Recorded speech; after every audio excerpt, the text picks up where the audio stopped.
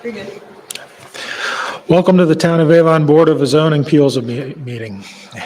If you're interested in having a copy of the agenda or the staff reports, they're available on the tables to the right of the audience. This meeting is being recorded for the public record. Because of this, we request that personal conversations are kept to a minimum and all cell phones are set to vibrate with any phone calls taken outside of the chambers. If you are interested in commenting during any public hearing, please sign up on the sheets located on the tables to the right of the audience. When your name is called, please step forward to the podium and state your name and address for the record. Please address your comments to the board and not to staff or the appellant. Your comments should relate directly to the case at hand. We do understand that there may be several persons who wish to speak. The chair may therefore impose a time limit for each person. Federal law requires that the town make available to all attendees a Title VI public involvement survey. These surveys are on the table to the right of the audience. Members of the public who wish to complete this survey may do so and place them in the designated area. If because of a disability, any person in attendance needs assistance or accommodation to fully participate in this meeting, please notify staff. Thank you for your assistance in facilitating a respectful, fair, and timely meeting. Again, welcome to our meeting. Please stand for the Pledge of Allegiance.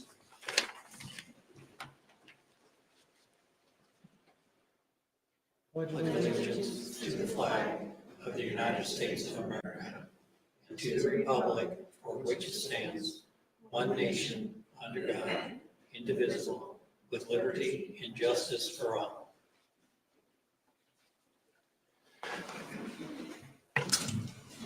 Roll call, please. Paul Guckenberger. Here. Ann Inman. Here. Kathleen Ransberg. Here. Marcy Taschler. Here. Marcus Turner. Here. And at this time, we do have one item that's been left on the agenda, so we're going to ask for a motion to suspend rules and add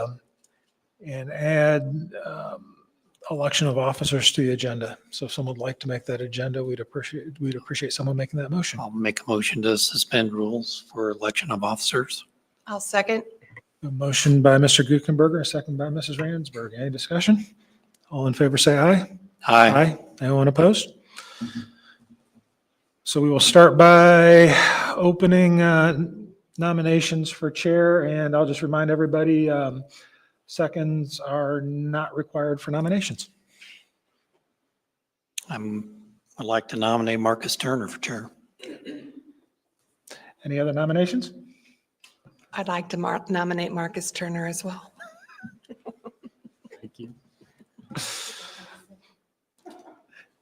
Just emphasizing. Any other nominations?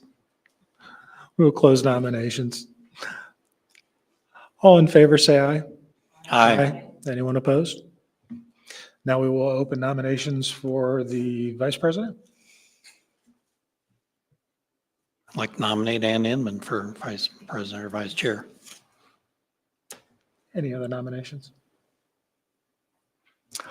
All in favor, say aye, please. Aye.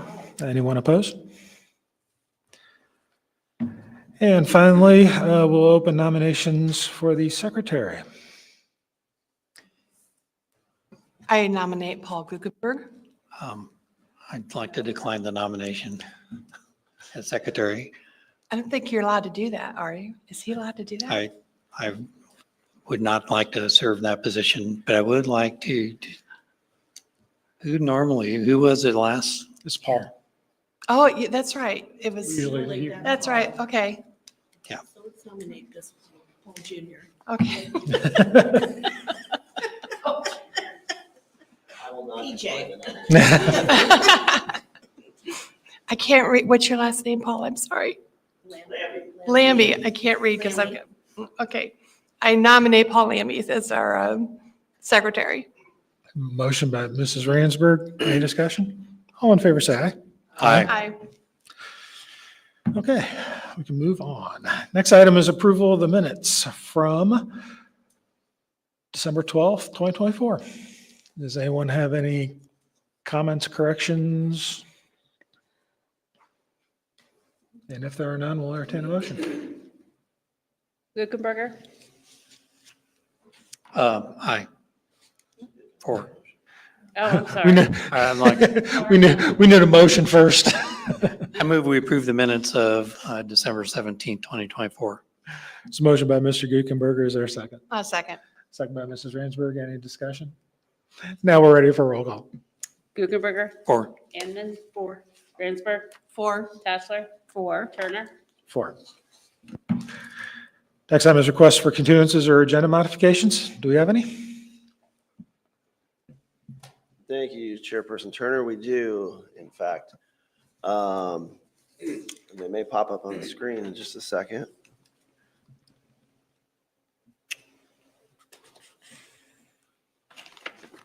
Here we go. So we have 2 cases that are requested for continuances by the petitioner. They are related. They are SC 2405 and VAR 2407, both at 7893 East US Highway 36, which is a special exception and variance of development standards for a proposed Dutch Brothers Coffee. The petitioner is requesting these matters be continued to February 18th, 2025 in order to further review the property owner's obligations related to previous land use approvals at the site. You do have a full staff report in your packet, so you probably are a little bit familiar from having reviewed that with what the issue is there. I'm not going to go into detail on that unless there are questions, but even though this was continued at the previous hearing, Right.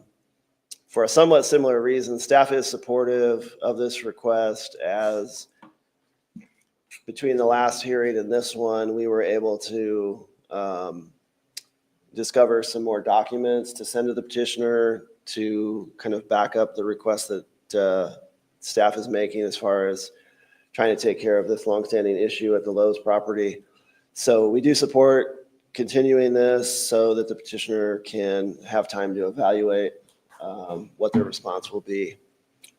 And I'd be happy to answer any questions you may have. So to clarify, this request is not by right, it's at our discretion? Yes, it is at your discretion. And this would only be the second continuance, Only. Yes. but it's based upon the fact that there's now new documents that have become available. Yes. Yes, those are, yes. So we sent prior to the previous hearing, when we made our position known to the petitioner, but without having published a recommendation, they kind of questioned our position, and we were able to dig up some more documents from the old case files to send to them. But that maybe only happened in the last couple of weeks. So we do think it's appropriate to request another continuance, and we would certainly welcome the opportunity to hopefully come to some agreement with the petitioner to resolve the longstanding matter before this goes forward. So I take it there's been disagreement between staff and the petitioner with regards to some particular element relating to this, that this could hopefully help bring the parties into agreement. Correct. Would it be appropriate to ask a question about the staff report? Or if we're going to continue it, would it be better not to ask those questions at this time? I would suggest to hold those questions about the staff report. I mean, you can ask them, but as far as having a discussion about the merits of the case, I would hold off on at least that.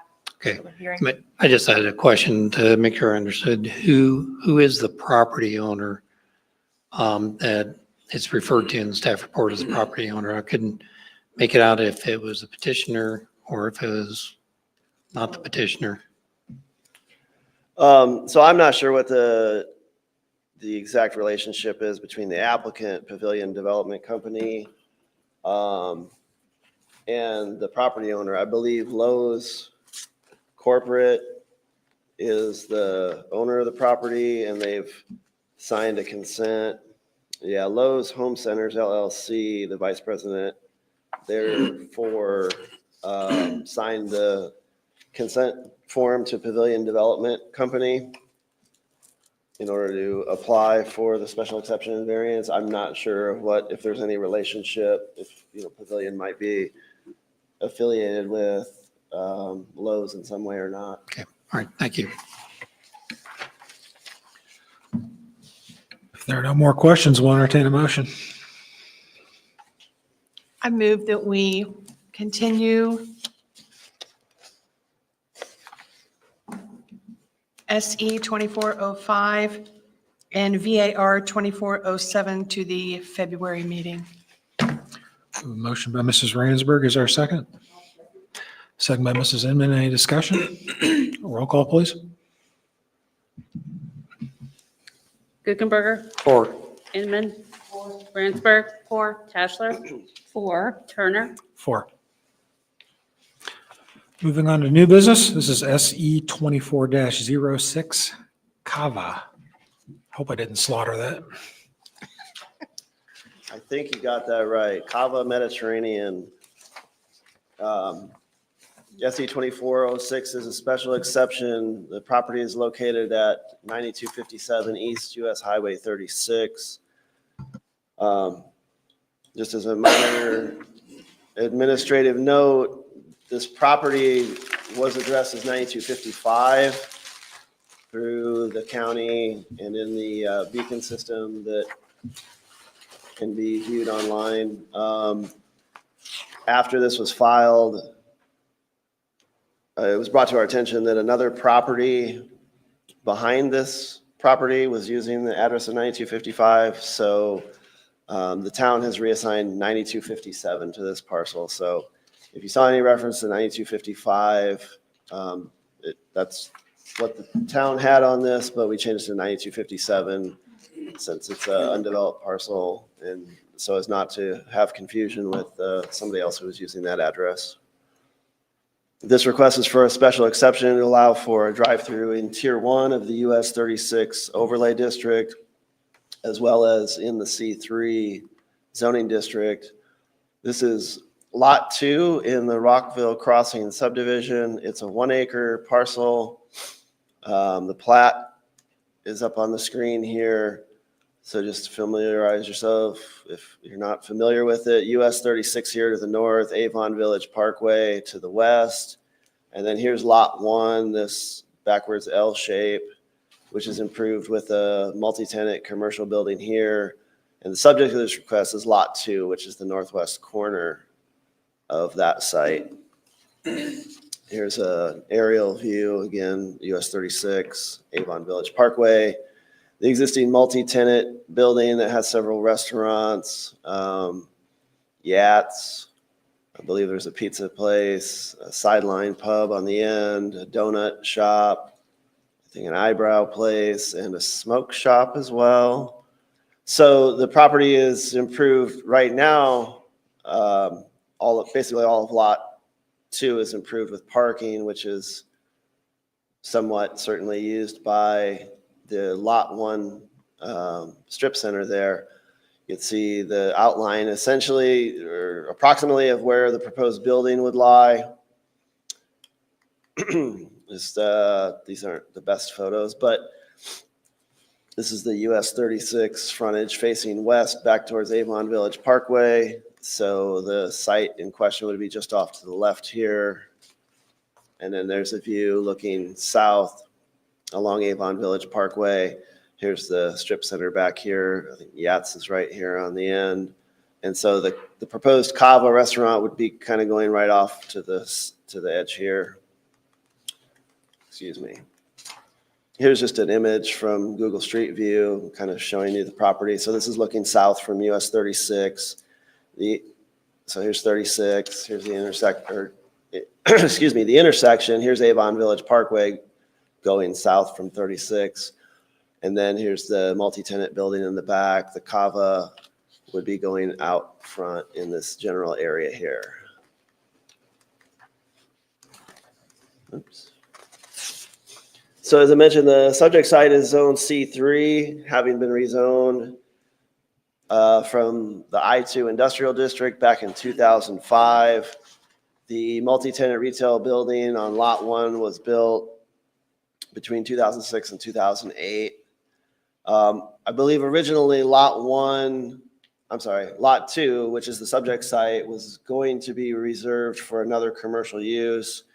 But it ended up being developed as additional off-street parking for the commercial multi-tenant center on Lot 1 back in 2008 in order to meet the stricter off-street parking standard that was in place at that time.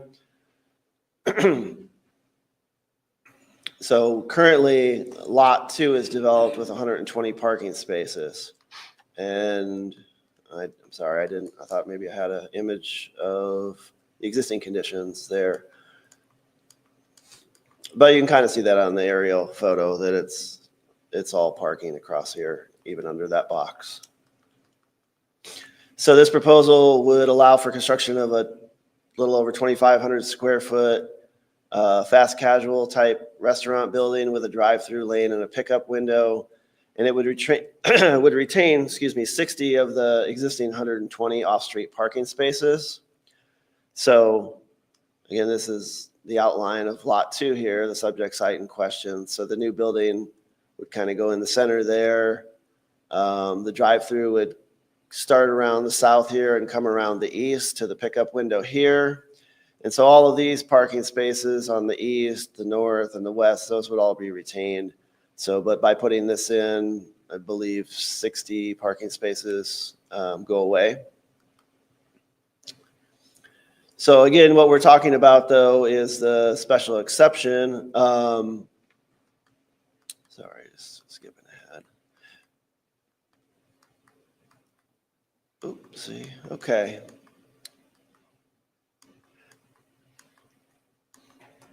So what I did want to emphasize though, although all the other development standards will be looked at in under the development plan review that'll go to the Plan Commission, we did calculate out the number of parking spaces that are required for the whole integrated unified development and found that it would be compliant even after taking away the spaces for the CAVA. The strip center building is 20,800 square feet, this building down here. At our strictest standard for restaurants and taverns, which is 5 spaces per 1,000 square feet, that necessitates 104 parking spaces. Applying that same standard to the proposed CAVA restaurant, that would require an additional 13 spaces for a total requirement of 117 spaces. So with the retention of 60 spaces here, as well as the 82 spaces that are technically on Lot 1, the overall development would end up with 142 spaces, which would be 25 more than required by ordinance. But again, to get to the special exception, that is what we're here to discuss. Drive-throughs are only permitted in Tier 1 of the US 36 overlay by grant of a special exception. They're also required to get a special exception when Zone C3. And one other quick note I should make is that we initially mistakenly thought this property was Zone C2. We've had some issues with our zoning map that we've been working on correcting over the last month or so. We thought this was C2. So the legal notices went out as C2. But we don't think that there's any issue with the notice being defective because we don't think that it would be deceptive or not something that a reasonable person would understand what the request is for. And the requirements for a special exception are the same for the Tier 1 of the US 36 overlay, as well as when located in C3. So this drive-through, it consists of a single lane as opposed to some of the double lane drive-throughs that we see nowadays, and just a pickup window. I don't believe they have any intention of adding a speaker and menu board, that this would just be for picking up orders that have been placed ahead of time. It is compliant with the US 36 overlay requirements that drive-throughs be located behind the front building line or essentially to the side or rear of the building. So looking at the required findings, there are findings. The first 4 are required. The second 3 are optional for the board to consider.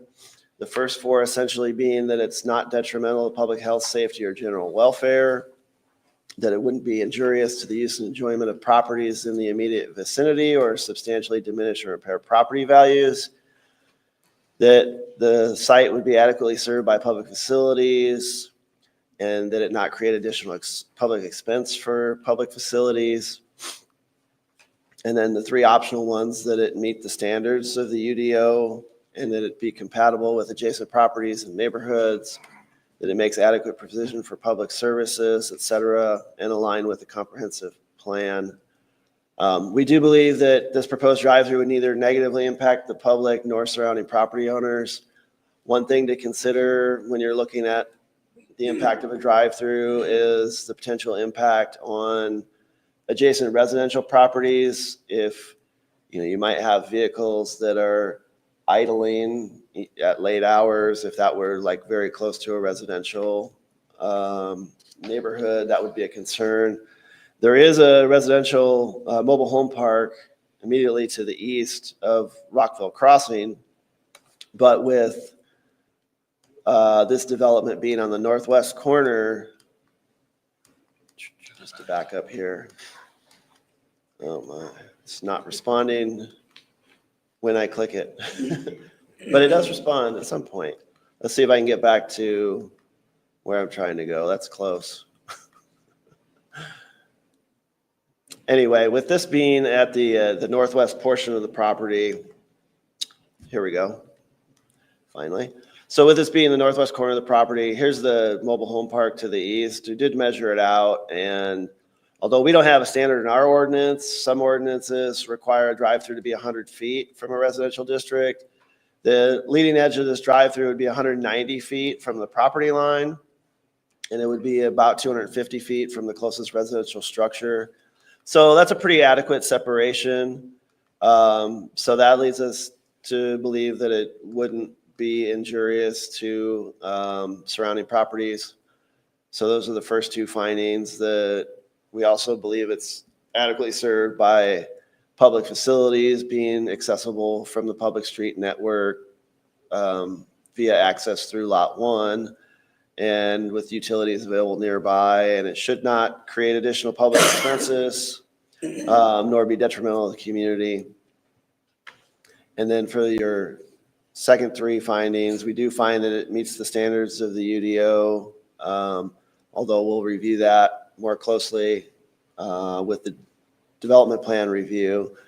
And it's compatible with the surroundings and in alignment with the comprehensive plan. So having found that all 4 required findings as well as 3 optional findings would be met, staff recommends approval of SE 2406. And I'd be happy to answer any questions the board may have. Staff questions? So if I'm looking at this Exhibit A location map, do I see that there's only one entrance into the entire development that includes the proposed development? That is correct. Okay, and it's down there by the strip mall? Correct. Just to the To just the west? west of the building there. Okay, yeah.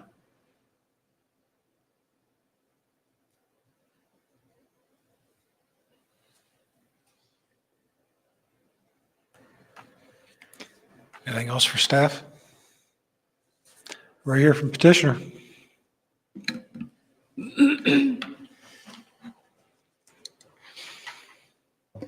Good evening. My name is William Wilson with Paragon Realty. Address is 8700 North Street, Suite 310, Fishers, Indiana. I'm just here to answer any questions that y'all might have. We developed this property, as Paul said, in the mid-2000s. We platted both lots at that time. We've always had a dream of developing this outlot, but it just never worked out over the years, and finally this opportunity came before us. I think next Monday night is development plan review, so I'm sure we'll have a lot of questions there. I did note that, I took a note that Paul mentioned something about parking. We own both outlots. we may sell one day, the particular Kava lot, but we plan to keep it currently. We're in the middle of finalizing an REA that would allow cross parking, cross access, cross utilities. So we'd share in all that, even if we sold the outlot.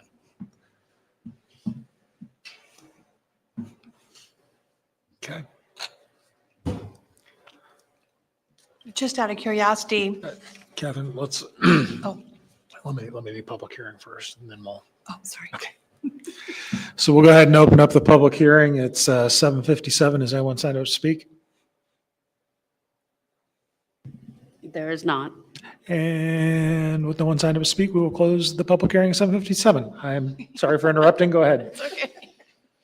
So just out of curiosity, what is Cava Mediterranean drive-through? Sorry, I thought I was finished. I liken it to a Chipotle or a Qdoba, but with Mediterranean flavors, a Mediterranean twist. I've not been to one, unfortunately. There are a lot in the southeast. There's one going up in Fishers and one in Greenwood currently. But some of my colleagues have been there and say it's delicious. You walk in and you make your own bowl. You put whatever you want on it, and they serve pita bread with it. So I hear it's a fad that's expanding into this area. Can't go wrong with pita bread, so. So I do have a question that you were talking about. So this is a separate lot, and it sounds like, does it expand as far as the line, the square line? Is that the entire lot there?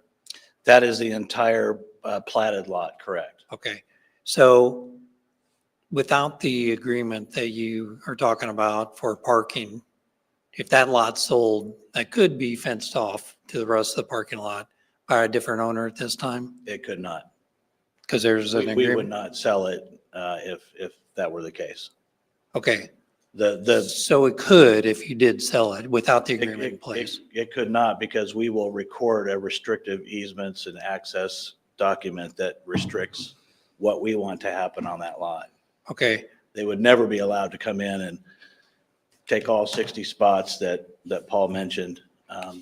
We would all share in those, whether we own both lots or another owner came along. So we would have to share in all those responsibilities.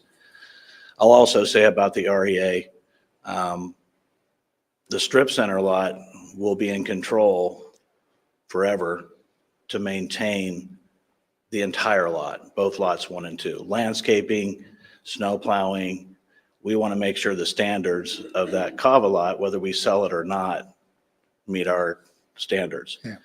So the Cava lot will share in the ongoing expenses for snow plowing, landscaping, keeping it up to the standards that it is now. okay. So with the special exception, can we request condition or make conditions or request commitments? I'd say yes. So if we would approve this and we would make this as a condition of approval that you put that agreement in place, are you amendable to that condition to have that in place?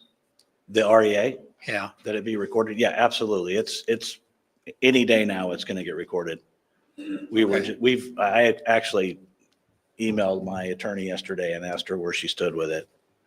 Okay. We just had a few things to iron out. We definitely wanted to make sure that if anything in the future happened and we did sell it, that we would still maintain control.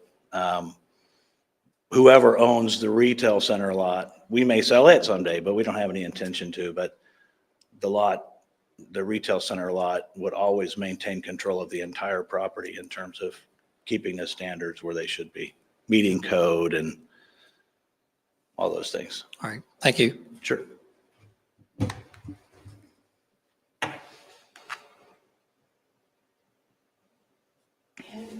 And when this land was platted, it was with the intention of having that outbuilding on there, correct? It was our intention of doing something there, correct? Okay.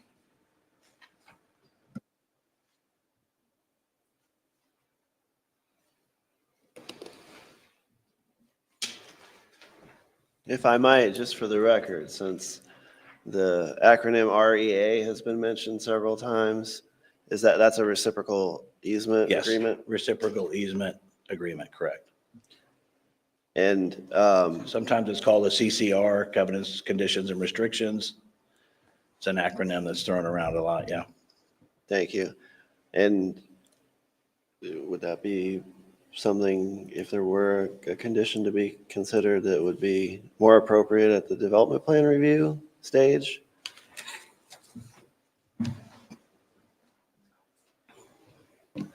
It's something that could be at the development plan stage, but if this board wants to see it, then I would say that they make that condition now, that they present that to us and that it eventually be recorded prior to obviously moving forward with the development. Happy to agree to that. That's important to us as well.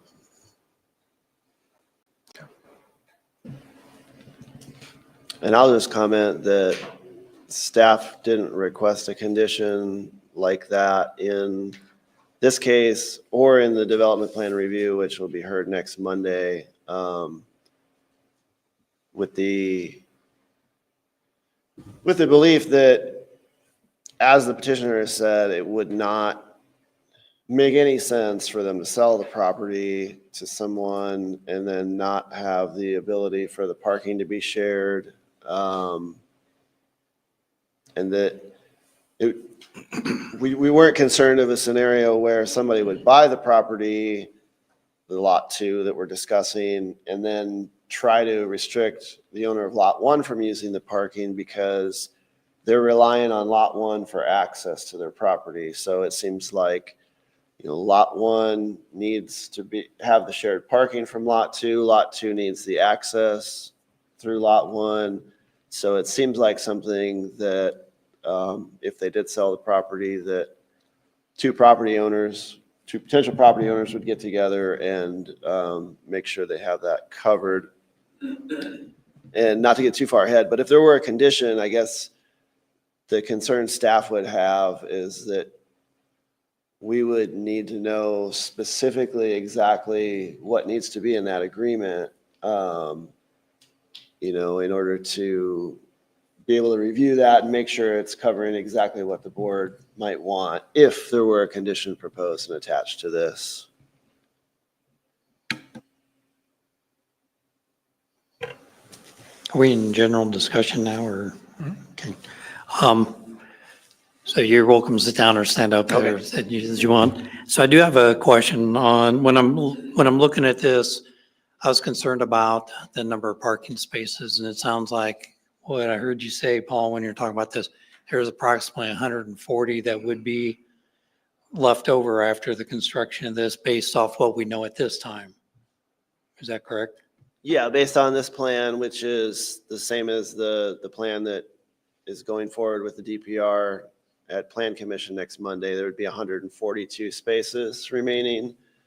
And the ordinance would require 117 if every use in the multi-tenant building were like a restaurant or tavern, because that's the highest standard that we have for commercial uses. If it was a more intense use, like the donut shop might only require, I'd have to look, but I looked earlier and it's less than 5 per thousand. Okay. So you could end up with even lower standard, but we looked at what that kind of worst case scenario would be for the highest amount of parking required for commercial uses. And at this time, it would be 117 versus 142 provided.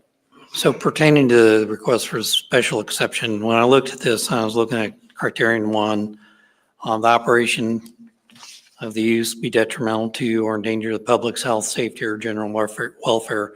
So I'm thinking about safety, that with the traffic pattern, and not really sure, but it looks like either kind of try to squeeze in at the top or go around the building to get into the drive-through. It just seems like it creates a lot of traffic where there could be pedestrian flow going into those other small businesses, Yachts, Rise and Roll, Smoke Shop, the Eyebrow Place. So I'm concerned about pedestrian traffic, which would be something that I would expect the Plan Commission, I'm sure they will, bring up the pedestrian traffic and safety on this. So I'm like, is this really appropriate to have a drive-through in this location, in this parking lot?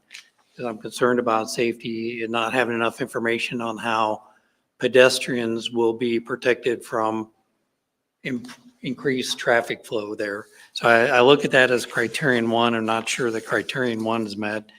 And criterion two, operations be injurious to the use and enjoyment of other properties for the same reason, that increased traffic flow could hinder pedestrian traffic and potentially drive business away from that. So I'm like, those are the two things, the two criterion that I looked at. And it's like, are these really met? And I want to bring that up for consideration by the commission, by the board.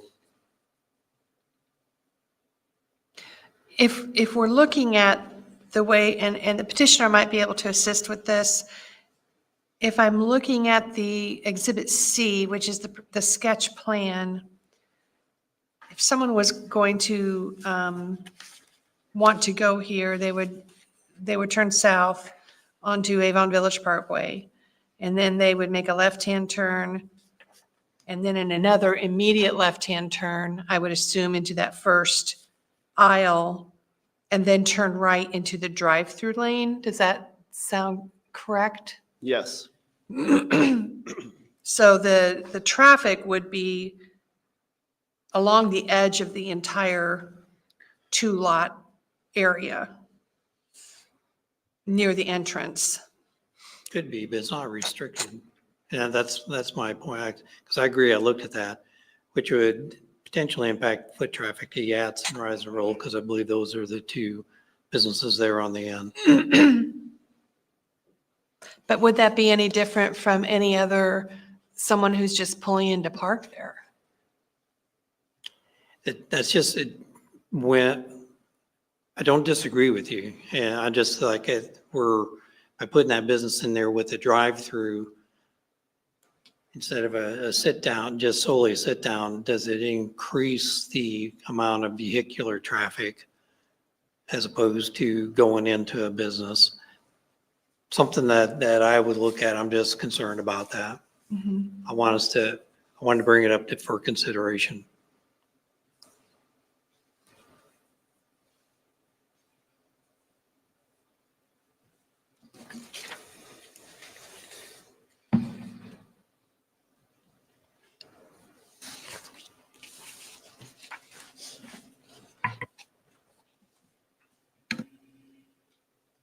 If I can ask the petitioner, I have a question. So are there any plans by the petitioner, since you own both lots, to put any kind of signage or anything that would deter pedestrian traffic from that southwest corner directly in front of the strip mall, or to direct the drive-through traffic? Has there been any thought into that so as to reduce the possibility of a vehicle pedestrian? Are you referring to like wayfinding signage to get them to the direction you just mentioned earlier? Right. There hasn't been any thought given to that. And to just comment on traffic flow, I mean, it is currently a parking lot now, as you mentioned. If somebody's going to pull in, it's not a drive-through, as Paul mentioned, it's a pickup lane. So you call ahead and you place your order either on your phone or on the either on an app or on your phone, and you pull into the parking lot, you pull up to the window and you grab your food and you leave. You're not sitting there idling. You're just picking up your food and you're making normal movements like everyone else would in a parking lot of that size. So is this configuration where it's just a pickup lane, it's not a traditional drive-through lane, is that standard for these? Correct. And so. Chipotle is going to that as well. Okay, so is it your understanding or your experience that because it's just a pickup lane as opposed to a traditional drive-through lane, that traffic would be actually less than what you might expect at a regular Not drive-through? necessarily. They're not necessarily. You won't have like in a Starbucks drive-through, you'll see 10 people that's lined true. up. Here, people will just be lined up if they've got 10 orders at once, they're not ordering right there at the window or at a menu board. They're just driving in to pick up their food and they're taking off. So there won't be as much time spent in the drive-through. There won't be as much traffic idling, as many cars idling in the drive-through, or I call it a pickup lane. But So what I'm hearing is same number of trips, but much less stacking. yes, Vehicular stacking. correct. Okay. We still have to meet the stacking requirements of a drive-through. Well, and it wouldn't be any different than ordering ahead of time, turning in, turning left off of Avon Village Parkway, turning left again, parking your car and going inside and picking up your carryout. Except instead of parking and going inside, you're going through a drive-through lane.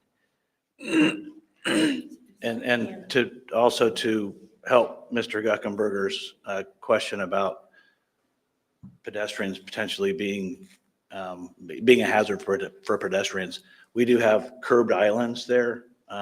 So it'll kind of lead them in, and I don't think a pedestrian is going to park, say, in the northwest corner and walk straight. They could walk straight down to Yachts, but I don't think they're going to traverse across the entire parking lot.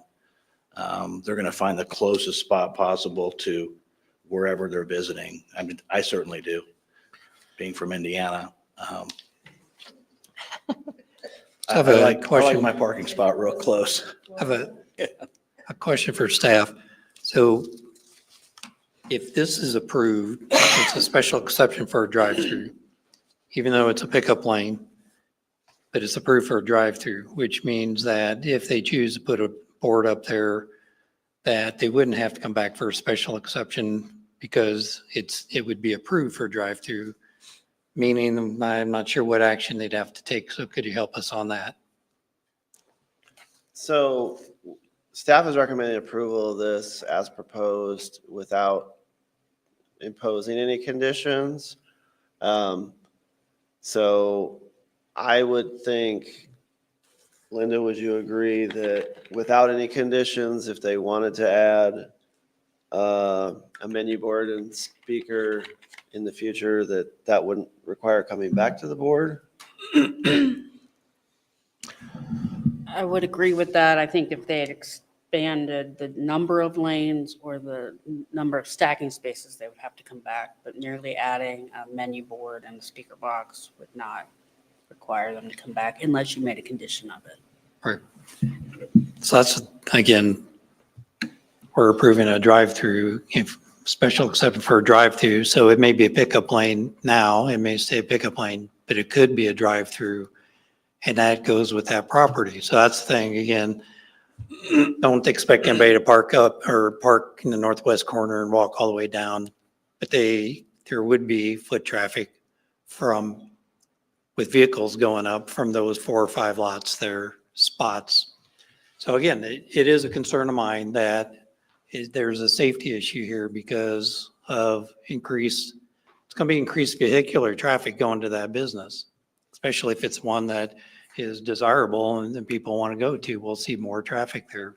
But I think that could be said for any outbuilding that is being built any place, is that when you're putting an outbuilding on a lot where there's already a strip mall or a big box store, you are inviting traffic to come into that parking lot that could impede or have an impact on pedestrians going to the strip mall. I mean, I think that's just built into the design of that. That is just part of what happens.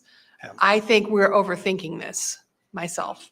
Well, I understand what you're saying. I don't agree. I think with a drive-through, it promotes more continuous traffic. So that's where I'm at. And I don't think criterion 1 and criterion 2 are met. So first of all, and again, just to hit everything on the criterion, I thought staff did a pretty good job of laying this out. Typically on these special exceptions, we don't get the full drive-through layout. That's usually an issue reserved for the Plan Commission, and they get to scrutinize all those layouts. So just as a matter of right for a drive-through, I don't have the amount heartburn that I normally would. So I'm not as concerned about that from a safety standpoint. When you look at the plan view on this, it does look a little bit crowded. Looking at going through staff's parking calculations, I feel a little bit better than that. But then sitting here thinking about the traffic and the fact that there is a drive-through there, knowing that is pickup and that there'll be less vehicular stacking makes me feel a little bit better. And I do expect that that'll be a little bit more heavily scrutinized at the plan commission level. But at our level, I think I'm comfortable with it as it stands. And I certainly do not mind Paul's conditions, regarding the menu board and speaker box, if he wishes to put those in. That certainly would indicate a shift either in a business model or a tenant, or in a business model or tenant that would affect substantially affect the traffic flow through the site. So if you'd like to put that in, I would certainly welcome that. So I just wanted to clarify, Linda, did I hear you correctly that if they kept the configuration the same, let's say this business sold to a different business that wanted to have a more traditional menu board drive-through, if they kept the configuration the same, but they just simply added a menu board and a speaker, they would not have to come back and get permission for that, only if they changed the driving configuration? Is that correct? Only if they increase the number of stacking spaces or increase the number of lane, like expanded the drive-through. But if someone came in and asked for a menu board and speaker box, the administrator. Without changing anything else? Without changing anything else, we would approve that because of the drive-throughs, unless this board put a condition on it. So, okay, so that was my question. Would it be appropriate for us to have a condition that said, and then, of course, we have to remember this would go with the property, it's not specific to the proposal, it's with the property. But would it be appropriate for us to say a menu board and speaker box cannot be added onto this? If that's your concern related to a special exception, it's absolutely appropriate for you to add it. Okay. I would be fine with that. Because I think I agree that by having a pickup window is no different than taking orders and having people walk inside. When I ordered McAllister's, I have to go inside and pick up my dinner. It's the exact same thing, except people aren't parking to do it, they're just driving to do it, but I'd still have to take my car there. But if there's an actual traditional drive-through with the menu board, excuse me, then it's, you would see increased traffic. And then I would agree with Paul that it could create, I still think it's not as much of an issue as Paul does, but I would agree there would be increased traffic and more potential conflicts with pedestrians on that southwest corner.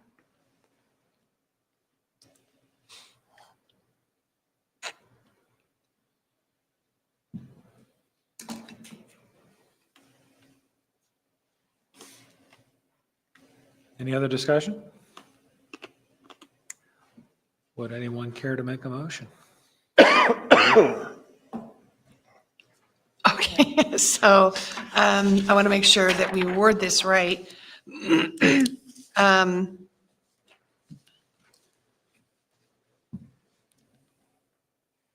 So we're making this a condition, is that correct?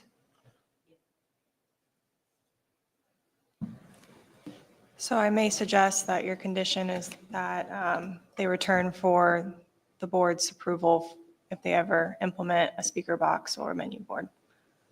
So that would be something that a future owner could see recorded saying, oh, I want this, and then they would come back to the board and ask for permission. That no speaker box or menu board would be permitted? Requires the board approval. Requires board approval. Mhm. Okay. I would change speaker box to on-site ordering or something like that. I'm sorry, to what? Have a person standing there, that's not a speaker box. Oh, So On-site. on-site ordering menu board. On-site ordering.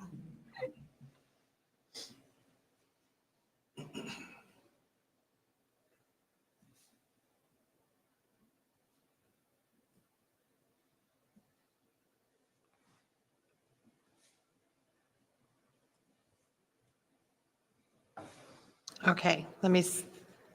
You're gonna add the REA. Do we need to? It sounds like it's already in the works. If I understood the petitioner correctly, and you're just waiting for, I mean, will you have it by the time of the plan meeting, the plan commission meeting on, I have it now and can send it to Paul. Sorry, brought his hand up. I do have a final. it just hasn't been It recorded? just hasn't been recorded yet. But as he mentioned, if we're going to start talking about the restrictions that you all want to see, that could, I mean, I don't know. Yeah. I'm fine with that. I don't think we need to have any more conditions if they're already doing it for it. So if we would say the condition that any future on-site ordering require permission from the Board of Zoning Appeals? Does that sound right? Okay.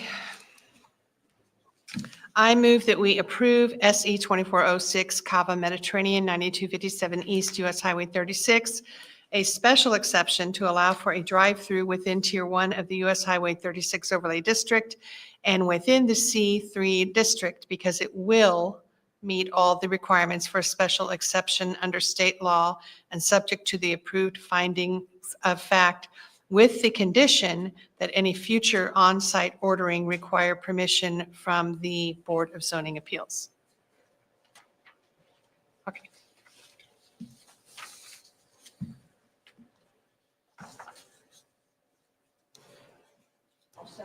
Okay. Okay.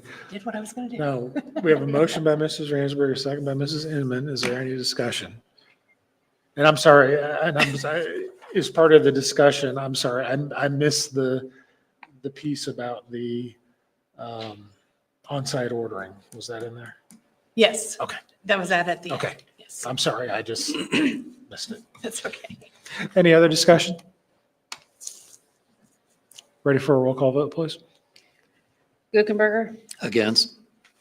Inman, 4. Ransberg, 4. Tashler, 4. Turner. 4. Okay. Thank you.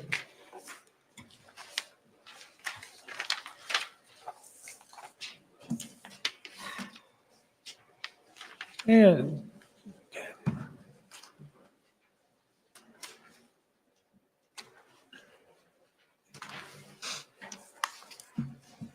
Could you all wait an extra minute after we're done here so we can amend the findings so you can sign them tonight?